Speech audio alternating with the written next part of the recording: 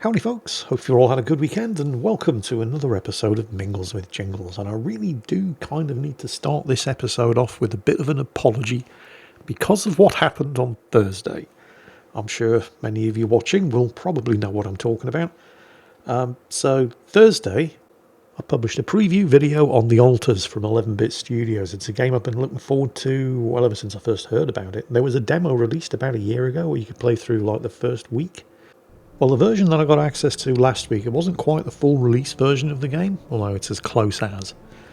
Two stipulations. First, an embargo. I wasn't allowed to publish any video content until 4 PM my time on Thursday. And also, they didn't want me to play any further than the end of Act 1. And they absolutely didn't want me showing anything to do with the transition from Act 1 to Act 2 or any of the Act 2 gameplay. Well, they needn't have worried because I was only given 24 hours access to the playtest, and I didn't even get to Act 2. The problem, however, occurred with the whole don't publish any video content before 4 PM on Thursday, because obviously I normally publish my videos anytime between 9 and 10 AM every morning, and I knew that everybody was going to lose their minds if I didn't have a video up and running on Thursday morning and hadn't said anything about it. So I put together a very, very quick video saying this is not the video you're looking for, but today's regular video will be published later today at 4 PM UK time because of an embargo. And I really did not think that one through because the last time, and it wasn't that long ago, but the last time, an extremely short there isn't an actual video today, and here's why video went up on my YouTube channel. It was because I was in hospital with a heart attack. Genuinely, it wasn't clickbait. I didn't mean to do it. I just didn't think it through. I'll tell you what, though, the engagement on that 58-second long video went through the roof. 57,000 views, 461 comments. That's like double the comments that my videos normally get. I'll tell you what, this clickbait shit works. I should do more often in future. But I am really, really sorry about that. I didn't mean to scare anybody. I'm just crap and stupid. And I never thought through the consequences of putting up a 58-second video called Not the Video You Were Looking For. A month and a half after, I did pretty much exactly the same thing as a result of being in hospital with a heart attack. So I'm really sorry if I scared anybody. Hopefully you all see the funny side. I will try to exercise a little more common sense in future. So yeah, that happened. Alters is a great game, by the way. It's definitely been worth the wait. Like I said, it comes out next month. Although it was kind of like when I was playing, not so much Deliver Us the Moon. I don't know if you guys remember that. It was actually a surprisingly popular video series. It's the thing, you can never really tell what is and what isn't going to be popular on YouTube. I mean, everybody loves the World of Tanks and the World of Warships videos. The Kingdom Come Deliverance 2 videos fall into that. Most people don't watch them, but the ones that do absolutely love it category. And occasionally you just get stuff that you think should succeed but doesn't, like the Indiana Jones, can't even remember the name of the game, the Great Circle, that was it. I thought, I mean, this is it's a very, very good game. It's an extremely popular subject matter. It's from a developer with a proven track record, and nobody watched the videos. So it's like you can't predict it. And then something like Choo Choo Charles comes along, and it's a massive smash hit. Subnautica, huge hit for obvious reasons. Subnautica Below Zero, not such a huge hit for equally obvious reasons. I mean, sometimes with games like Subnautica Below Zero, you can tell it's just not going to do as well, because it was just a sort of poor man's version of the first game, except without the care, attention and passion that was in the first game. Hopefully Subnautica 2 will be better and they've learned their lesson. But sometimes you just can't tell most of the time you just can't tell what's going to be successful and what isn't. Like I said, games like Indiana Jones and the Great Circle, you think guaranteed surefire hit, and then hardly anybody watches them. But Deliver Us the Moon was pretty popular, and Deliver Us Mars, I believe even more so. But I think, trust me, we are getting back to the altars here. I'm just going the long way around. But one of the issues with a game like Deliver Us Mars, the kind of game that works really, really hard to try and get the science right, is that when it gets the science wrong, it does kind of stick out like a bit of a sore thumb. I mean, when you're playing Doom, you don't really give a shit if the science doesn't add up, because you're playing Doom. Nobody plays it for scientific accuracy. But games that do make a big deal out of getting the science right, and particularly we're usually talking about space travel games here, like Deliver Us Mars and Deliver Us the Moon, it sticks out like a sore thumb when they get the science wrong. Although, to give the developers credit, the majority of the cases where they did get the science wrong, it was for dramatic purposes, in order to move the story along and not have you sitting around for hours waiting for the science to happen. It's kind of like at the beginning of the movie The Martian, or the beginning of the book The Martian by Andy Weir, when Mark Watney gets separated from the rest of his team during a Martian dust storm, and they all think he's dead, and so they leave without him. There's no dust storms like that on Mars. The air pressure isn't thick enough. But he had to come up with a way of making the story happen. So, yeah, okay, fine. We'll let you get away with that one. And that was the case with the majority of the scientific flaws in Deliver Us Mars. Most of the time, the science in the game was really, really good. And that just helped to sell the story, in the same way that The Expanse wouldn't be the amazing TV show that it was if it didn't take the science as seriously as it does. But then we come to the altars, and it's got this mix of stuff that, yeah, makes sense, and then also kind of doesn't. So the first thing that cropped up in the comments, and I do have to add the caveat here that I said that the planet, because it's an incredibly inhospitable and hostile planet that you're stranded on in the game, it has oceans of oil. Now, I don't actually 100% for certain know that to be a fact, but they did have a sort of oily sheen on what, for want of a better word, was the water, which led me to say that, yeah, the planet had oceans of oil or hydrocarbons. And of course the science nerds immediately, and quite rightfully, raised a huge objection, because the other thing that makes the planet as incredibly inhospitable as it is the fact that every time the sun comes up, the surface gets torched, which is bad. And if you have oceans of oil, surely the oceans would be ignited and set on fire with each sunrise, which would logically mean that the oceans were constantly on fire, because it's always going to be sunrise, or daytime, on at least half of the planet's surface, and if it's got planet-spanning oceans, well, the oceans are always going to be on fire. And yeah, good point. Except also not. You see, in order for there to be fire, you have to have three things. You have to have fuel, so the hydrocarbons, the oil. You have to have heat, so the sun coming up and torching everything, but you also have to have oxygen. Take away or fail to supply any one of those three things, and the fire will either go out or it cannot ignite in the first place. And these are actually some of the basic principles of firefighting. If you want to put a fire out, you either starve it of oxygen, you starve it of fuel, or you reduce the temperature. It can reignite again if you add any one of those things back, so generally you have to do away with two of the three things that will make a fire start. Earth is actually the only planet in the entire solar system.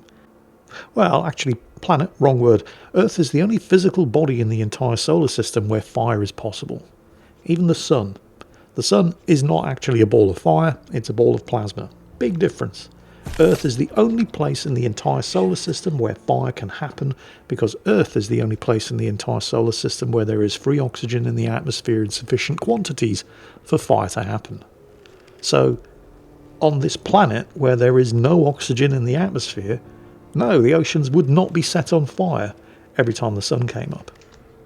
Although that did lead to another issue, because if they're oceans of hydrocarbons, if they're oil, you only get oil, hydrocarbons.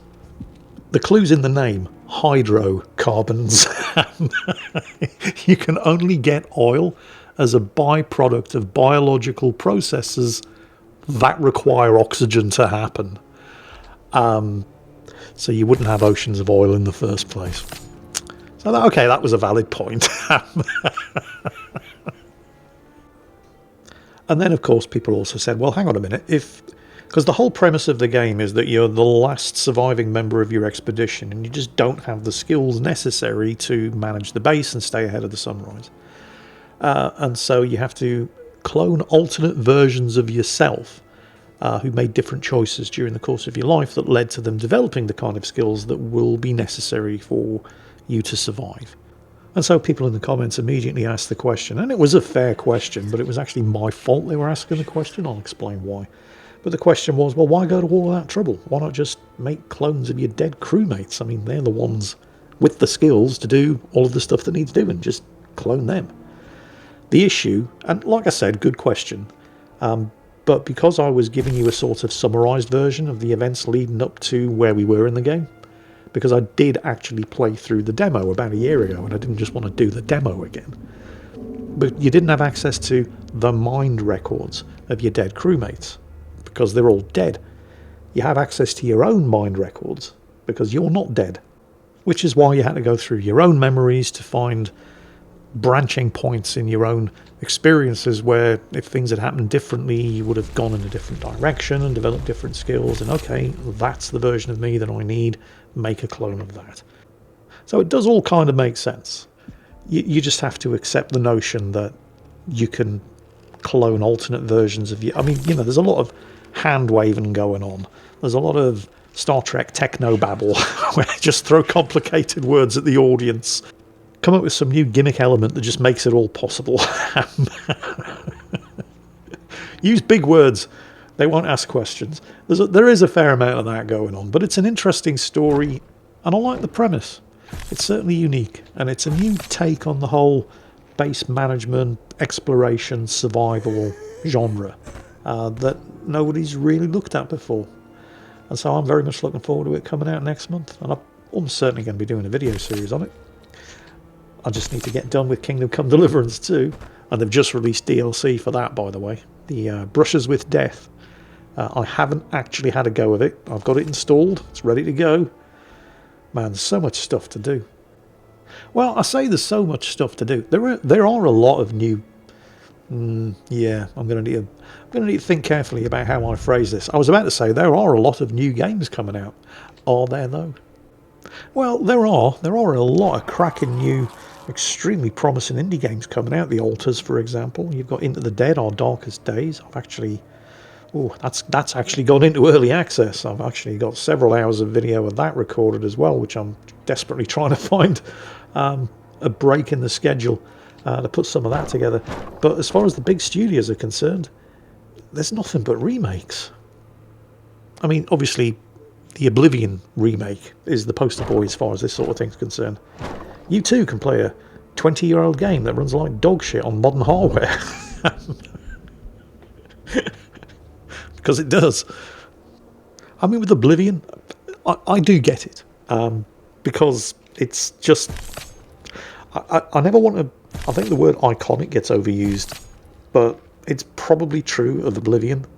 I mean, 20-year-old gameplay and general all-round jankiness notwithstanding, it is definitely a great game. And exposing it to a new generation who can appreciate just, you know, how great it was is not a bad thing. But some of the remasters that are coming out are just starting to get silly. You know, they've just remastered Days Gone. Came out on PS4 6 years ago. Only came out on PC 4 years ago. It's already got a remaster. Why? I don't understand. Doesn't make any sense. I mean, on the one hand, I guess it kind of does. Days Gone was weird. Well, I mean, the premise of the game wasn't weird. It wasn't a weird game. I mean, it's not French, right? But the game's reception was kind of weird. I never really understood it because it got panned by the critics. Days Gone was basically a sort of The Last of Us, Ubisoft open world style zombie survival game. And I thought it was really, really good. But the reviewers hated it and it didn't sell particularly well. The thing with Days Gone, it was kind of like John Carpenter's The Thing movie. It absolutely panned on release and nobody liked it, but it's kind of developed a cult following over the years. I mean, I say over the years, it's only been 4 years since it came out on PC. But the reviews just got better and better and better. And at the moment, it's got like a 94% rating on Google. It's 9 out of 10 on Steam. So I can kind of see why Sony might have commissioned a remastered version to try to capitalise on the better reviews that the game has garnered since it was initially released. Because on initial release, it just... nobody liked it. Again, I just don't know why. I thought the game was great, but it just did not get well received on initial release. Maybe everybody was suffering from open world fatigue thanks to Ubisoft running its own game franchises into the ground. I don't know. It's just the timing of the whole thing. Let me remind you, Days Gone came out on PC 4 years ago, and it's already got a remaster. Just to put that into context, Cyberpunk 2077 came out on PC 5 years ago. Now, can you imagine the outrage if CD Projekt Red turned around and said, we're remastering Cyberpunk for current generation hardware? Have you seen Cyberpunk? It doesn't need it. And Days Gone didn't need it either, but it got one anyway. I can only assume that Sony are trying to capitalise on the more positive reviews that the game has garnered since its initial poor reviews over the years. And to be fair, they are at least... they're not doing it the way Bethesda... I mean, Bethesda didn't develop the Oblivion remake. They just published it and charged $50 for a 10-year-old game that runs like dog shit on modern PC hardware. Sony are at least not doing that, which is kind of surprising because, I mean, it's Sony. They don't exactly have a reputation as being the most benevolent games publisher. But what they've done with the Days Gone remaster is if you already owned the original version, they're not charging you $50 for the remastered version. Instead, I think it's just a $10 upgrade, and then you get full access to the remaster. So, surprisingly un-Sony-like, but there it is. Still not entirely sure why the game got a remaster in the first place. I mean, just how much of a graphical overhaul can you give a game that's only 4 years old? But I'm sure, whatever. I'm sure they had their reasons. I'm just not sure what's going on with all the remasters and the remakes lately. I mean, and this year alone, as well as Oblivion, we've had remakes or remasters of Donkey Kong Returns, Dragon Quest II, The Legend of Heroes, Metal Gear Solid 3 Snake Eater, Tomb Raider The Last Revelation, Tomb Raider Chronicles, Tomb Raider The Ancient Darkness. And that's just this year. And it's only May. Coming next year, we've got Prince of Persia, The Sands of Darkness. You know, I'm seeing a pattern here. All of these remakes of classic titles that absolutely didn't need remaking. You know what they all have in common? They're all coming out courtesy of major publishers who've basically just run out of ideas. I keep telling you. And this is why I keep doing indie games. I mean, technically Warhorse Studios, the developers of Kingdom Come Deliverance 2. I mean, yeah, they count. They still count as an indie developer. Because if you want innovation, if you want anything new and fresh and interesting, stay away from the AAA publishers because they're just not willing to take the risks. I mean, occasionally, every now and then, they will shit out something good, but it's generally more down to luck than judgment. But generally speaking, and this has been true for a few years now, if you want innovation, if you want fresh ideas in the PC gaming marketplace, you need to check out the indie developers. Games like The Alters, games like Deck of Hauntia, games like Clair Obscura, Expedition 33, which I haven't played, and I'm probably not going to play, because it's basically a love letter to Final Fantasy from former Ubisoft developers who genuinely love what they're doing. But I don't like Final Fantasy, so there's not an awful lot of point in me playing it. But there's a reason why that game is currently setting the gaming market on fire. Because it's made by people who actually care and who give a shit. And I'm not saying the development teams and studios that work for the big publishers don't care and don't give a shit. Of course they do. But the checks are being paid by people who don't care and don't give a shit. And they're just chasing the bottom line. And they're playing it safe. And they don't like taking risks. So for what feels like, well, in fact, it is years now, the big publishers have just been churning out what are, in effect, clones of existing successful titles. And it seems like this year they've even given up all pretense of trying to innovate, and now they're just churning out remakes. And this, of course, is why I'm planning on continuing to focus on independent games, because there's just a better chance that you're going to get something fresh and interesting. And you can never predict what's going to be a success and what isn't. I mean, if I could, I wouldn't be making videos on YouTube for a living, I can guarantee you that much. But you never know your luck, and it's almost always fun finding out. So on that vaguely and uncharacteristically positive note, I think that's it for this week's episode of Mingles with Jingles. Hope you've enjoyed it. Hope it's given you something to think about, and maybe something to talk about in the comments. Actually, yeah, because I do try to keep my ear to the ground, but the indie market is so big that it's inevitable that I'm going to miss some good stuff. So what games coming out this year that you are excited about that you think I probably haven't heard of and might like to try? Let me know in the comments. I'm looking forward to seeing what you have to say. And on that note, that is it for this week's episode of Mingles with Jingles. I hope you've enjoyed it, and as always, take care, and I'll catch you next time.